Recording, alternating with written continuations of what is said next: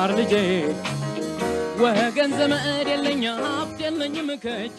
ተማሪዎች እንደምንሰነበታችሁ። ይህ ከዋሸራ አካዳሚ የሚተላለፍ የ12ኛ ክፍል የስነ ህይወት ትምህርት ፕሮግራም ስርጭት ነው። ተማሪዎች ባለፈው ፕሮግራማችን ዩኒት 6 መጀመረናል። ዩኒት 6 ስለ ክላይሜት ቼንጅ ነበረ። እንግዲህ ዩኒት 6 ሌሰን 1 ነው ያየነው ባለፈው ፕሮግራም። በዛም ፕሮግራም ክላይሜት ቼንጅ ማለት ምን ማለት እንደሆነ፣ እንግዲህ ለክላይሜት ቼንጅ መንስኤዎች ምን እንደሆኑ እንደኛን በዝርዝር አይተናል። ከዛም በተጨማሪ ክላይሜት ቼንጅ በምንልበት ጊዜ ምን እንደሆነና አንድ የከባቢ አየር ሁኔታ ቀስ በቀስ በሰው ልጆችና በተለያዩ ምክንያቶች ከተፈጥሯዊ ዑደቱ እየተዛባ መሄድ እንደሆነና በዚህም መንስኤ የተነሳ የምድራችን ሙቀት፣ የምድራችን የዝናብ መጠን እንደዚሁም የንፋስና የውቅያኖሶች ወጀብ እየጨመረ መሄድ እንደሆነ አይተናል። እንግዲህ ይሄ ደግሞ በሰው ልጆች ላይ የሚያስከትለው ብዙ የሆነ መዘዝ እንዳለ፣ ከዛም በተጨማሪ ያየነው ምንድናቸው ለክላይሜት ቼንጅ ዋና ዋና መንስኤዎች፣ ለአየር ንብረት ለውጥ ዋና ዋና መንስኤዎች ምን እንደሆኑ አይተናል። እነኚህም አንደኛው ይሄ የፎሲል ፉዌል መጠቀም ነው። በነዳጅ መልክ እንግዲህ ከቅሬታ አካል የሚገኝ ነዳጆችን መጠቀም፣ ይሄ የድንጋይ ከሰል፣ ነዳጅ፣ ዘይት፣ ናቹራል ጋስ የመሳሰሉትን መጠቀም እንደሆነ፣ ከዛም በተጨማሪ ደግሞ እጽዋትን መጨፍጨፍ ዲፎረስቴሽን የምንለው እንግዲህ የፎቶሲንተሲስ እና ሪስፓሬሽን የተመዛዛኝ ፕሮሰሶች ናቸው። ብዙ ዛፎች በሚጨፈጭፉበት ጊዜ ዲፎረስቴሽን በሚስፋፋበት ጊዜ የፎቶሲንተሲስ መጠን ይቀንሳል። የፎቶሲንተሲስ መጠን መቀነስ ደግሞ የካርበን ዳይኦክሳይድ ልቀት እንዲበዛ በአትሞስፈራችን ላይ ወይም በአየር ላይ ያደርጋል። ይሄ ዋነኛው የአየር መዛባት መንስኤ ነው። ሌላው ይሄ ከብቶችንና የተለያዩ በእርሻው ሞኖካልቸር እንደዚሁም ከብቶችን በምናረባበት ጊዜ ከከብቶች ትንፋሽ የሚለቀቁ ጋሶች እና የመሳሰሉት ለካርበን ዳይኦክሳይድ መጠን መብዛትና እንደዚሁም ለሚቴን የአየር መበከል መንስኤ የሆኑ ጋሶች ልቀት እና ክምችት መንስኤ እንደሆነ አይተናል። እንግዲህ እነኚህ በሰው ልጅ መንስኤ ወይንም አክቲቪቲዎች፣ በሰው ልጅ እንቅስቃሴ የሚፈጠሩ ክስተቶች ለምድራችን ሙቀት መጨመርና የአየር ለውጥ መከሰት መንስኤ እንደሆነ ነው በዋነኛነት ያየነው። በዛሬው ሌሰናችን ደግሞ ያንን ከዛ ቀጣይ የሆነውን የምናይ ይሆናል። ይሄውም ስለ ግሪን ሃውስ ኢፌክት። እንግዲህ ዋነኛው የአየር ለውጥ መከሰት መንስኤ የምድራችን መሞቅ ነው። ለምድራችን መሞቅ ደግሞ መንስኤ የሆኑት እነኚህ ግሪን ሃውስ ጋሶች የምንላቸው እንደሆኑ አይተናል። እነኚህ ግሪን ሃውስ ጋሶች ካርበን ዳይኦክሳይድ፣ ሚቴን፣ ክሎሮፍሎሮ ካርበን የመሳሰሉት እንደሆኑ ነው ያየ ነው። እንግዲህ እነኚህ ደግሞ እንግዲህ በዛሬው ዕለት ግሪን ሃውስ ጋስ ምን ማለት እንደሆነ በዚህኛው ሌሰን እናያለን ማለት ነው። ሌሰን 2 ግሪን ሃውስ ኢፌክት ይላል። እንግዲህ ስለ ግሪን ሃውስ ኢፌክት እናያለን። ዋት አር ግሪን ሃውስ ጋስስ? እንግዲህ ስለ ኢፌክቱ ከማየታችን በፊት ሁላችንም ስለ ግሪን ሃውስ ጋስ ምን እንደሆነ ማወቅ አለብን። ያንን ሳናውቅ ኢፌክቱን ማወቁ በቂ አይደለም ማለት ነው። ግሪን ሃውስ ጋስስ አር ጋስስ ኢን ዘ ኤርዝስ አትሞስፌር ዛት ትራፕ ሂት። እንግዲህ ግሪን ሃውስ ጋስሶች የምንላቸው ጋሶች ሆነው ወደ አየር ወደ አትሞስፌር በሚለቀቁበት ጊዜ ከምድራችን የሚተነውን ሙቀት አፍነው በመያዝ ምድራችን እንድትሞቅ የሚያደርጉ ጋሶችን ነው ማለት ነው ግሪን ሃውስ ጋስ የምንለው። ልክ ብርድ ልብስ ስንደራርብ ሙቀታችንን አፍኖ በመያዝ ሙቀት እንዲሰማን እንደሚያደርግ ሁሉ የግሪን ሃውስ ልቀት በአየራችን አትሞስፌር ውስጥ በሚበዛበት ጊዜ ሙቀትን አፍኖ ወደ አየር መሄድ ያለበትን ወደ አትሞስፌር ሄድ ያለበትን ሙቀት አፍኖ ስለሚይዝ የምድራችን ሙቀት እንዲጨምር የሚያደርገው ጋሶች በሙሉ ግሪን ሃውስ ጋስስ ተብለው ይቆጠራሉ። the major greenhouse gases are water vapor, carbon dioxide, hydrofluorocarbon, methane ኤንድ ናይትረስ ኦክሳይድ እንግዲህ በዋነኛነት ግሪን ሃውስ ጋሶች ተብለው የሚቆጠሩትና ምድራችን ሙቀት እንዲጨምር የሙቀትን ወደ አየር እንዳይሄድ በማድረግ አፍኖ በመያዝ የምድር ሙቀት እንዲጨምር ከሚያደርጉ ጋሶች ውስጥ አንደኛ የወተር ቬፐር፣ ይሄ እንግዲህ ውሃ በሚተንበት ጊዜ ውሃ በአየር ላይ የውሃ ትነት ራሱ ወደ ታች ሙቀትን አምቆ የመያዝ ባህሪ ያለው፣ ካርበን ዳይኦክሳይድ፣ ይሄ ካርበን ዳይኦክሳይድም አትሞስፌር ላይ በምድራችን ከባቢ አየር ላይ በብዛት በሚሸፈንበት ጊዜ በሚኖርበት ጊዜ ሙቀትን የማመቅ ባህሪ ያለው። ሌላው ሃይድሮፍሎሮካርበን እንደዚሁም ሚቴን እና ናይትረስ ኦክሳይድ ናቸው ማለት ነው። እነኚህ ጋሶች ለምድራችን ሙቀት መጨመር መንስኤዎች ናቸው። ለዛም መንስኤ ሊሆኑ የቻሉበት ምክንያት ሙቀትን አፍነው በመያዝና ከምድር ወደ ላይ እንዳይሄድ በማድረጋቸው ነው። ግሪን ሃውስ ጋስስ አክት ላይክ ኤ ግላስ ዎል ኦፍ ዚ ግሪን ሃውስ ዋንስ ፕሪቬንት ሰርቴን አማውንት ኦፍ ሂት ራዲዬሽን ባክ ኢንቱ ዚ አትሞስፌር ኦር ኤር። እንግዲህ ግሪን ሃውስ ጋሶች የምንላቸው ልክ ይሄ አይታችሁ ይሆናል ከአዲስ አበባ ወጣ ብላችሁ ከሆነ በአምቦ መስመር፣ ደብረ ዘይት መስመር እንደዚሁም በሱሉልታ መስመር አበቦች የሚተከሉባቸው እንትኖች ውስጥ እንደ ዳስ ተሰርቶ በመስታወት ብርሃን አስተላላፊ መስታወትና ፕላስቲኮች በማድረግ እዛ ውስጥ አበቦችን ያበቅላሉ። ይሄ እንግዲህ የሚሆንበት ምክንያት ተመጣጣኝ ሙቀት፣ ተመጣጣኝ የአየር ዑደት እንዲሆንና የትነትም መጠን ለመቆጠብ ተብሎ የሚደረግ ነገር ነው። ልክ እንደዛ ሁሉ የግሪን ሃውስ ጋሶች ልቀት በአትሞስፌራችን ውስጥ በሚበዛበት ጊዜ ሙቀትን አፍኖ ይይዛል ማለት ነው። ይሄ ነው እንግዲህ ግሪን ሃውስ ጋሶች በዛ መልኩ ነው ግሪን ሃውስ የተባሉበትን ምክንያት በዚህ የተነሳ ነው። These keep the Earth's temperature at an average 40 degree centigrade or 57 degree centigrade. Without the greenhouse effect, the temperature would drop to as low የምድራችን ሙቀት ከባቢ አየር ባይኖር ኖሮ ምንድነው የሚለው እንግዲህ ኔጋቲቭ 80 ዲግሪ ሴንቲግሬድ ቱ ኔጋቲቭ 0.4 ዲግሪ ፋራናይት ቱ ኮልድ ቱ ሰርቴን ላይፍ ቱ ሰስቴን ላይፍ ኦን ዚ ኤርዝ።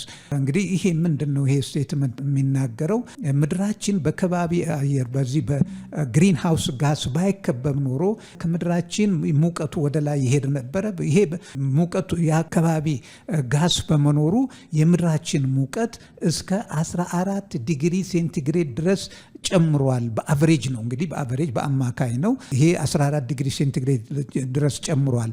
ይህ ባይሆን ኖሮ ያ ጋስ ባይኖር ኖሮ ግን ሙቀቱ ወደ ላይ ስለሚተን የምድራችን ሙቀት እስከ ኔጋቲቭ 18 ዲግሪ ሴንቲግሬድ ወይንም ኔጋቲቭ 0.4 ዲግሪ ፋራናይት ድረስ ይወርድ ነበረ። ይሄ ደግሞ እንደው ህይወትን በምድር ላይ ለመኖር ከሚያስችለው ሁኔታ የከፋ ነበረ። ምድር ላይ ይሄን አይነት ነበር የሚሆነው። እንግዲህ ይህንን ልዩነቱን ማገናዘብና ማነጻጸር ትችላላችሁ። በኔጋቲቭ 18 ዲግሪ ሴንቲግሬድ እና በ14 ዲግሪ ሴንቲግሬድ መጨመርና ኖርማሊ ምን ያህል ልዩነት እንዳመጣ በዚህ ማነጻጸር እንችላለን።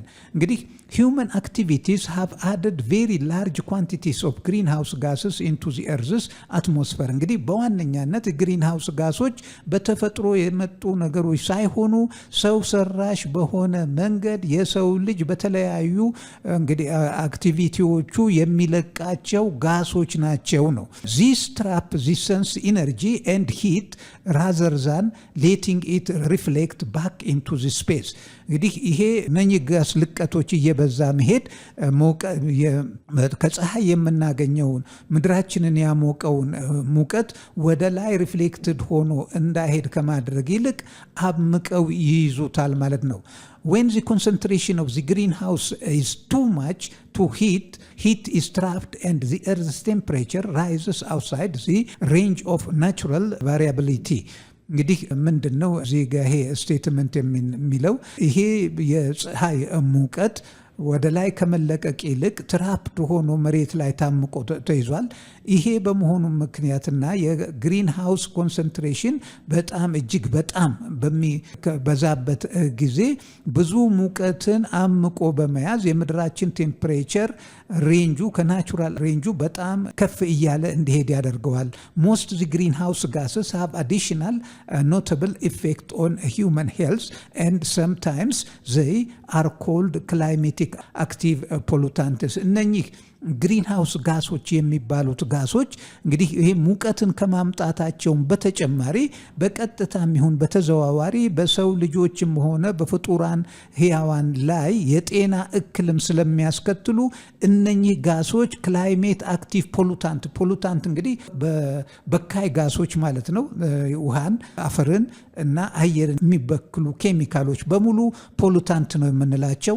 እነኚህ ግሪን ሃውስ ጋሶችም ምድራችን እንዲሞቅ ከማድረግም በተጨማሪ ጤና ላይ እክል በፕላንትም በአኒማልም በሰዎችም ላይ የጤና እክልም የሚያደርጉ በመሆናቸው የተነሳ አንዳንድ ጊዜ ክላይሜት አክቲቭ ፖሉታንት ተብለው የሚጠራሉ ነው። እንግዲህ ይሄ ሲያንሳቸው ነው ይሄም ተብለው መጣራታቸው። ተማሪዎች እዚህ ጋር የምታዩት እንትን ቴብል አለ። ይሄ መጽሐፋችሁ ላይ ያለ ቴብል ነው። ቴብል 6.1 ታይፕ ኦፍ ግሪን ሃውስ ጋስስ ኤንድ ዜር ሜጀር ኢፌክት ይላል። እንግዲህ እነኚህ ግሪን ሃውስ ጋስ ካታጎሪስ በዚህ በኩል ሜጀር ሶርስስ ነው የሚለው። እንግዲህ ይሄ የግሪን ሃውስ ጋሶቹን ዝርዝር የሚያሳይ ነው በዚህ በኩል ያለው። በወዲህ በኩል ያለው ደግሞ ምንጫቸው ምን እንደሆነ ነው። የመጀመሪያው ካርበን ዳይኦክሳይድ። እንግዲህ ካርበን ዳይኦክሳይድ ሁላችሁም ታውቃላችሁ። ምንጩ ምንድነው? ፎሲል ፉኤል ኮምፐስሽን፣ ዲፎረስቴሽን። እንግዲህ ይሄ የቅሬታ አካል የሚገኙ ነዳጆችን መጠቀም፣ ይሄ ማንኛውንም ነገር በምናነድበት ጊዜ በጭስ መልክ የሚወጣ ነው። ሌላው ዲፎረስቴሽን ስንል እንግዲህ ካርበን ዛፉ በመጨፍጨፉ ካርበን ዳይኦክሳይድን የሚመጥና ለፎቶሲንተሲስ የሚጠቀሙ ቅጠሎች አለመኖራቸው ነው እንጂ ዲፎረስቴሽን ቀጥታ የካርበን ዳይኦክሳይድ ሶርስ አይደለም። ግን ካርበን ዳይኦክሳይዱን አብዞርብ ስለሚያደርግ ያንን በምናጠፋበት ጊዜ አብዞርብ የሚሆነው ካርበን ዳይኦክሳይድ መጠን ይቀንሳል። በተዘዋዋሪ የካርበን ዳይኦክሳይድ እንዲበዛ ያደርጋል ማለት ነው። ሚቴን እንግዲህ የሚቴን ደግሞ ሶርሱ ላንድ ፋይል ራይስ ፓድስ። ይሄ እንግዲህ ላንድ ፊልድስ ይሄ ምድር ላይ ያሉ እንትኖች ብስባሾች ማለት ነው። ራይስ ፓዲስ እንግዲህ ይሄ ራይስ በሚተከልበት ጊዜ ሌላኛው ጋስ ሚቴን ነው። ይሄ እንግዲህ ሚቴን ደግሞ ላንድ ፊልድስ ይሄ እንግዲህ ብስባሾች፣ ቆሻሻዎች የምናከማችበት ቦታ እዛ ላይ ጋሱ ይፈጠራል በዲኮምፖዚሽን ጊዜ። ራይስ ፓዲስ ይሄ እንግዲህ የሩዝ ሲተከል ሩዝ ሲዘራ እዛ አካባቢ የሚፈጠር ነገር ነው። ዳይጀስቲቭ ትራክስ ኦፍ ካትል ከብቶች እንግዲህ ዳይጀሽን በሚያካሂዱበት ጊዜ የሚፈጠር ጋስ አለ። ያ ጋስ በአየር መልክ ይለቀቃል። ከኋላም ከፊትም ከትንፋሻቸውም ጋር የሚለቁት ነው። ኤንድ ከብቶች በጎችም የመሳሰሉት ማለት ነው። ሌላው ናይትረስ ኦክሳይድ ፈርቲላይዘር አኒማል ዌስትስ። እንግዲህ ናይትረስ ኦክሳይድም ሌላው ግሪን ሃውስ ጋስ ነው። ይሄ ደግሞ ከማዳበሪያ ብለን የምንጠቀምበት ዩሪያ፣ ዳፕ ምን እያል የምንጠቀምበት የመሬት ማዳበሪያ ከነሱም የሚለቀቅ ልቀት ነው ናይትረስ ኦክሳይድ። ከእንደዚሁም አኒማል ዌስትስ ከከብቶች አዛባ የመሳሰሉት የሚወጣ ነው። ሌላው ሃይድሮክሎሮፍሎሮካርበን የነኚህ ሶርስ ደግሞ ሰሚኮንዳክተርስ ማኑፋክቸሪንግ ኤንድ አዘር ኢንዱስትሪያል ፕሮዳክትስ። እንዲህ ሰሚኮንዳክተሮች እና ማኑፋክቸሪንግ ኤንድ አዘር ኢንዱስትሪያል ፕሮዳክቶች ናቸው። እነኚህ ሁሉ የክሎሮፍሎሮካርበን ልቀት ምንጮች ናቸው። ሌላው ፍሎሮፍሎሮካርበንስ እንዲህ እነኚህ ደግሞ ሰም ኦፍ ሃይድሮፍሎሮካርበንስ ፕላስ አልሙኒየም ሲሚሌቲንግ ነው የሚለው። ሌላው ሰልፈር ኦክሳ ፍሎራይድ ሰልፈር ኦክሳይድ ፍሎራይድ እነኚህም ኤሌክትሪካል ትራንስሚሽን ሲስተም ማግኔቲክ ኤንድ አልሙኒየም ፕሮዳክትስ እነኚህ የመሳሰሉት ናቸው ማለት ነው። የነኚህ የግሪን ሃውስ ጋሶች አይነቶችና ምንጮቻቸው እነኚህ ናቸው ማለት ነው። እንዲህ ካርበን ዳይኦክሳይድ is the greenhouse gas responsible for greatest amount of warming and the majority of carbon dioxide is released from ይላል። እንግዲህ ዋነኛው የዚህ የግሪንሃውስ ጋዝ በዋነኛነት ለዚህ ለምድራችን ሙቀት መንስኤ የሆነው የግሪንሃውስ ጋዝ ካርበን ዳይኦክሳይድ ነው። እንግዲህ ይሄ ካርበን ዳይኦክሳይድ እንግዲህ ዋነኛውን ሚና ይጫወታል። እንግዲህ ይሄ ካርበን ዳይኦክሳይድ ደግሞ ምንጩ ልቀቱ እንዴት ነው? ይሄ እንግዲህ በዝርዝር እናያለን። ካርበን ዳይኦክሳይድ እንደመሆኑ መጠን ዋነኛው ለምድራችን ሙቀትና ለግሪንሃውስ ኢፌክት ድርሻ የሚወስደው ይሄ ካርበን ዳይኦክሳይድ ልቀት አንደኛ ኢንኮምፕሊት ኮምፖዚሽን ኦፍ ፎሲል ፉኤል ኮል ኦይል እንግዲህ ነዳጆችን በምንጠቀምበት ጊዜ የሚወጡ የካርበን ዳይኦክሳይድ ጋስ አለ። ይሄ ከፈሳሽ ነዳጅ ሊሆን ይችላል፣ ከድንጋይ ከሰል ሊሆን ይችላል እና ከመሳሰሉት። ሌላኛው ጋስ ዩዝድ ፎር ኤሌክትሪክሲቲ ፕሮዳክሽን፣ ይሄ ለኤሌክትሪክሲቲ ፕሮዳክሽን የምንጠቀምበት ጋስ በሀገራችን እንግዲህ ሃይድሮ ኤሌክትሪክ ነው የምንጠቀመው። ይሄንን ጋስ ኤሚት አያደርግም፣ ግን ብዙ ሀገሮች የሃይድሮ ኤሌክትሪክ ምንጭ የሌላቸው ጋስ ነው የሚጠቀሙት። ጋሱን በሚጠቀሙበት ጊዜ ካርበን ዳይኦክሳይድ ልቀት አለው። ሌላው ትራንስፖርቴሽን ኤንድ ኢንዱስትሪያል ፕሮሰስስ፣ እንግዲህ መኪናዎች በሚንቀሳቀሱበት ጊዜ እንደዚሁም ኢንዱስትሪዎች ፋብሪካዎች፣ በተለያዩ ፋብሪካዎች ነዳጆችን ይጠቀማሉ። እነኚህ ነዳጆች ደግሞ በሚቀጣጠሉበት ጊዜ ካርበን ዳይኦክሳይድን ሪሊዝ ያደርጋሉ። ይሄ እንግዲህ ለካርበን ዳይኦክሳይድ ልቀት ሌላው ምንጭ ነው ማለት ነው። እንግዲህ እነኚህ አሁን በከላይ በዝርዝርኩላችሁ መንገድ የሚለቀቁ ካርበን ዳይኦክሳይድ ልቀቶች ናቸው። በዋነኛነት የካርበን ክምችት በአትሞስፈራችን ውስጥ እንዲበዛና አትሞስፈራችን በሙቀትን አምቆ በመያዝ የምድራችን ሙቀት ለውጥ ወይንም ይሄ ግሪንሃውስ ኢፌክት እንዲከሰት ያደረገው ማለት ነው። ካርበን ዳይኦክሳይድ አብዞርብ ኤንድ ራዲየት ሂት ዋርምድ ባይ ዚ ሰንላይት ኤንድ ተርማል ኢንፍራሬድ ኢነርጂ ሂት። እንግዲህ ካርበን ዳይኦክሳይድ ምንድነው? ሙቀትን አብዞርብ አድርጎ ይሄ በፀሐይ የሞቀውን ሂት በመልሶ ኢንፍራሬድ ኢነርጂን አምቆ ይዞ ወደ ምድራችን ሙቀት እንዲጨምር ያደርጋል ማለት ነው። ግሪን ሃውስ ጋስስ አብዞርብ ሂት ኤንድ ሪሊዝ ኢት ግራጁዋሊ ኦቨር ታይም ኤንድ ትራፕ አዲሽናል ሂት ኤንድ ሬዝ እርዝስ አቨሬጅ ቴምፕሬቸር። እንግዲህ እነኚህ ግሪን ሃውስ ጋሶች ሂትን አብዞርብ ካደረጉ በኋላ ሪሊዝ የሚያደርጉት ቀስ በቀስ ነው። ቀስ በቀስ ሪሊዝ ያደርጋሉ። ነገር ግን ያንኑ ያህል በበለጠ ሂት አብዞርብ እያደረጉ እየጨመሩ ነው የሚሄዱት ነው። እንግዲህ ሪሊዝ የሚያደርጉት ትንሽ ነው፣ አብዞርብ የሚያደርጉት ግን እየጨመረ ነው የሚሄደው። ይሄ ደግሞ በቀጥታም በተዘዋዋሪ መንገድ የምድራችን ሙቀት እንዲጨምር ያደርጋል ማለት ነው። ካርበን ዳይኦክሳይድ ሞር አበንደንት ጋስ ኤንድ ስቴይ ኢን ዚ አትሞስፌር ማች ሎንገር።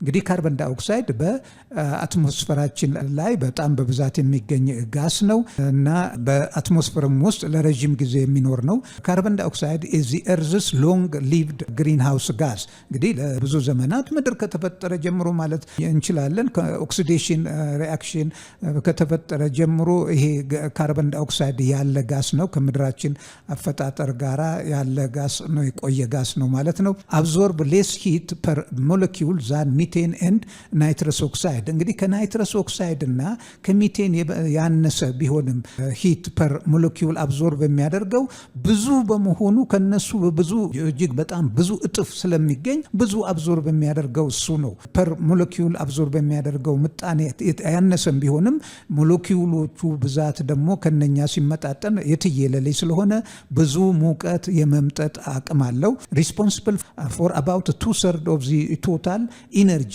ኢንባላንስ ዛት ኢዝ ኮዚንግ ዚ ኤርዝስ ቴምፕሬቸር ቱ ራይዝ። እንግዲህ በምድራችን ላይ ለሙቀት መዛባት የሙቀት መጨመር መንስኤ ከሆኑት ጋሶች የ2/3ኛውን ድርሻ የሚወስደው ካርበን ዳይኦክሳይድ ነው። ከሌሎቹ 2/3ኛ፣ ሌሎቹ 1/3ኛውን ብቻ ነው ማለት ነው። ይሄ እንግዲህ የሚያሳየው ዋነኛነት ካርበን ዳይኦክሳይድ ለምድራችን ልቀት፣ ለምድራችን ሙቀትና ለአየር መዛባት መንስኤ ካርበን ዳይኦክሳይድ ልቀት መሆኑን ነው የሚያሳየው። እንግዲህ ይሄ ካርበን ዳይኦክሳይድ ልብ አድርጎ ቆሻሻ ስናቃጥልም፣ እሳት ስናነድም በመሳሰሉት እንደ ቀላል ነገር በምንቆጥራቸው የሰው ልጆች ክንውኖች ውስጥም የሚለቀቅ ጋስ ነው ማለት ነው። Carbon dioxide is exchanged continually between the atmosphere, plant and animal through photosynthesis. እንግዲህ ካርበን ዳይኦክሳይድ በቀጣይ በፎቶሲንተሲስ እና በተፈጥሯዊ ዑደት ውስጥ በሪስፓሬሽን ፕሮሰስ በአኒማሎች እና በፕላንቶች መካከል የሚዘዋወር የኦክሲጅን እና የካርበን ዳይኦክሳይድ ሳይክል ዑደት ውስጥ የሚገኝ ነው።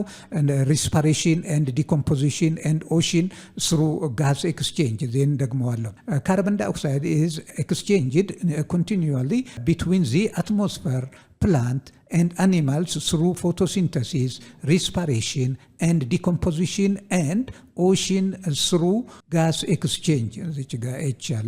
Through gas exchange. Carbon dioxide, roughly 1% of carbon dioxide emitted from fossil fuel combustion and volcanic eruption. እንግዲህ በአማካኝ በግርድፉ በሚታይበት ጊዜ 1% የሚሆነው ካርበን ዳይኦክሳይድ ብቻ ነው ከፎሲል ፉኤል እና ከዚህ ከኮምበስሽን እና ከቮልካኒክ ኢራፕሽን የሚለቀቀው። ሌላው የሰው አክቲቪቲ የሚለቀቅ ነው ማለት ነው። The additional carbon dioxide emitted from fossil fuel burning and deforestation has disturbed the balance of the carbon cycle because the natural process that could restore the balance are too slow compared to the rates of human activities that are adding carbon dioxide to the atmosphere. ይሄ ምንድነው እንግዲህ የካርበን ዳይኦክሳይድ መጣኔን እና ባላንስ የሚጠብቁት ካርበን ዳይኦክሳይድ ሳይክል ውስጥ የፎቶሲንተሲስ እና ሪስፓሬሽን ነው። እንግዲህ የፎቶሲንተሲስ በዲፎረስቴሽን የተነሳ በአብዛኛው እጽዋቶች እየተመነጠሩና እየለቁ በመሆኑ የካርበን ዳይኦክሳይድን የሚወስድ የለም፣ የሚለቀው ግን እየበዛ በመሄዱ ይሄ ተመጣጣኝ ባለመሆኑ የምድራችን ሙቀት እየጨመረ ለመሄዱ ዋና መንስኤ እየሆነ ሄዷል። እንግዲህ የሰው ልጅ ዋናው መንስኤ የሰው ልጅ አክቲቪቲ እንደሆነ አይተናል። እንግዲህ ይሄ ምን እንደሆነ ይገባችኋል። እዚህ ጋር አንድ ዲያግራም አለ። የካርበን ዳይኦክሳይድን ልቀት አመት እዚህ ጋር ዓመተ ምህረቶችን ታያላችሁ። እዚህ የምታዩት የካርበን ዳይኦክሳይድን ልቀት ነው። እንግዲህ በአመታቱ ውስጥ ነው ይሄ ለውጥ። እዚህ ጋር የምታዩት ከ1750 ጀምሮ ነው። እንግዲህ ኢንዱስትሪያል ሪቮሉሽን መቼ ከ17 ወደ 1750 ጀምሮ ነው እየጨመረ የመጣው። ከዛ በፊት ኢንዱስትሪያል ሪቮሉሽን በፊት እዚህ ጋር የምታዩት ነው በዓለማችን ላይ የካርበን ዳይኦክሳይድን እዚህ ጋር እዚህ 1870 ድረስ እንደምታዩት እንትኑ ታች ነው ያለው የካርበን ዳይኦክሳይድ ልቀቱ። ይሄ ፐር ሚሊየን ነው እንግዲህ ኩቢክ ሚሊሜትር ሚሊየን የሚያሳየው። ወደዚህ ስታዩ ይሄ ምን ያህል ልቀቱ ኖርማል እንደነበረ። ነገር ግን ከኢንዱስትሪያል ሪቮሉሽን በኋላ ከ1870ዎቹ ጀምሮ እንዴት የካርበን ዳይኦክሳይድ ልቀት እዚህ እንደጨመረ ነው የሚያሳያችሁ። እንዲህ ይሄ ካርበን ዳይኦክሳይድ ኤሚትድ ፐር ሚሊየን ኦፍ ጋሎን ነው እንትን የሚለው ሚሊየን ኦፍ ቶንስ በቶንስ ነው እንግዲህ የካርበን ዳይኦክሳይድን ልቀት የሚያሳየው እንዴት እየጨመረ እንደሄደ። እንግዲህ ይሄ በአጠቃላይ በዚህ በኢንዱስትሪ ባደጉ ሀገሮች ውስጥ ነው የሚያሳየው። ይሄ እዚህ ጋር በምትመጡበት ጊዜ በኢትዮጵያ ደግሞ በምትመጡበት ጊዜ በእኛ አገር እዚህ ጋር ስታዩት ኦልሞስት ዜሮ ነው። እስከ 1900 ዓመተ 19ኛው ክፍለ ዘመን እስክንገባ እንዲሁም 1950 ድረስ እኛ ጋር ዜሮ ነው ማለት ትችላላችሁ። ታዳጊ ሀገሮች በሙሉ በዚህ መልኩ ነው ያለው። እዚህ ጋር ነው ማደግ የጀመረው። ከ1950 ወደዚህ የተለያዩ ኢንዱስትሪዎች የተቋቋሙ በመሄዳቸው በእኛ ሀገር ግን ታዳጊ ሀገሮች እስከ 1950ዎቹ ድረስ ዜሮ ለበል ላይ ነው ያለው። እዚህ ጋር ስታዩ ደግሞ በጣም ነው ያደገው። እንግዲህ ዋነኛዎቹ ተጠያቂዎች ለካርበን ዳይኦክሳይድ እና ለምድራችን ሙቀት መጨመር ልቀትና ለምድራችን ሙቀት መጨመር በኢንዱስትሪ የዳበሩ አገሮች ናቸው።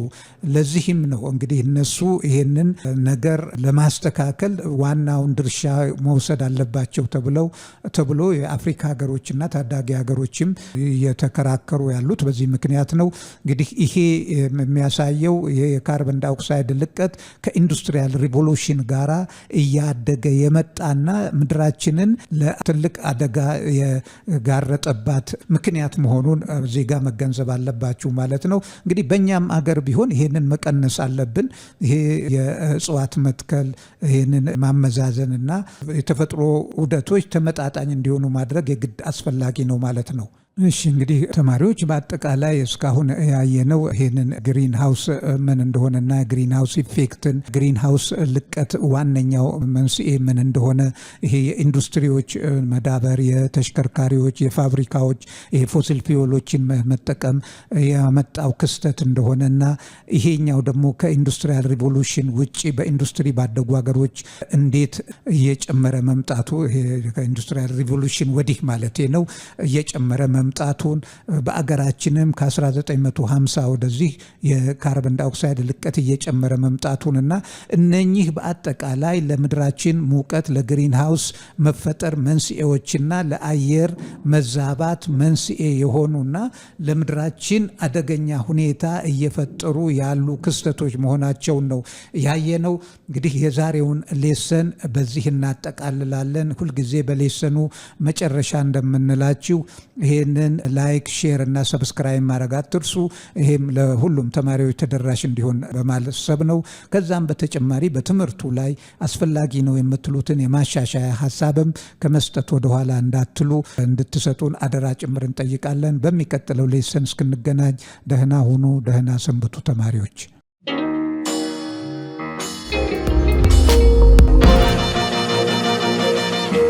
ፀሐይ ነው ላስተማረ ሰው ግን ቀኑ ጨለማ